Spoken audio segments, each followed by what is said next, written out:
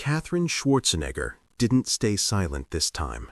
She stepped forward, openly defending her cousin Tatiana Schlossberg, who is now fighting a terminal diagnosis of acute myeloid leukemia, while calling out the healthcare cuts pushed by their own family member, Robert F. Kennedy Jr.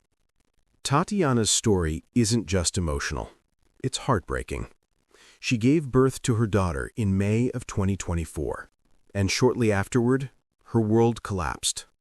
At just 35 years old, she learned she had less than a year to live. In her essay for The New Yorker, she opens up about the countless hours she now spends in hospital rooms, surrounded by doctors and nurses keeping her alive. And she reveals how terrified she became when her cousin, someone she grew up with, was appointed as Health and Human Services Secretary.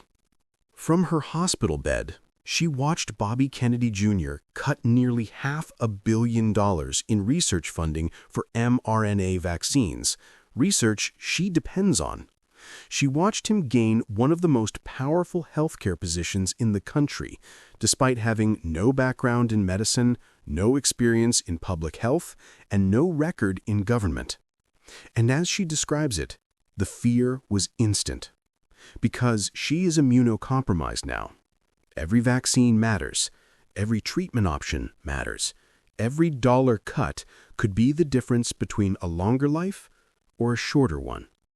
Katherine Schwarzenegger read her cousin's words and felt the exact same fear.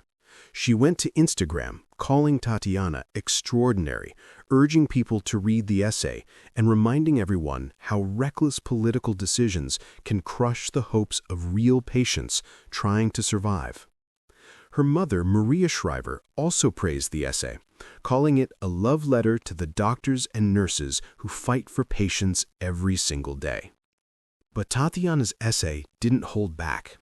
She highlighted the deep fracture in the Kennedy family, a fracture caused by RFK Jr.'s political stances that many in the family believe dishonor the legacy of their father and grandfather. Her younger brother, Jack, has spoken out for months. Her mother even wrote a letter to the Senate to block RFK Jr.'s confirmation. Meanwhile, Tatiana, sitting in hospital rooms for over a year and a half, watched the cuts, the chaos, the confusion, and felt helpless. She says she spent her whole life trying to be good. A good daughter, a good sister, a good student, someone who never upset her mother.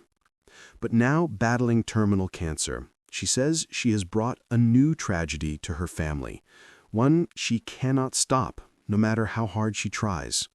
She describes her sister Rose, her brother Jack, and her father Edwin constantly at her side, helping raise her children, sitting through her chemo, filling her hospital rooms with love, even on days when hope feels thin.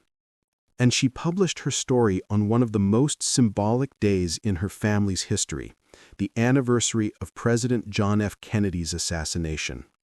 A reminder that the Kennedy family has lived through generations of loss and is now living through another. Katherine Schwarzenegger's message wasn't just family loyalty. It was a warning, a plea, a reminder that policies aren't abstract. They affect real people with real fears, real diseases, and real families praying for more time. And Tatiana is one of those people.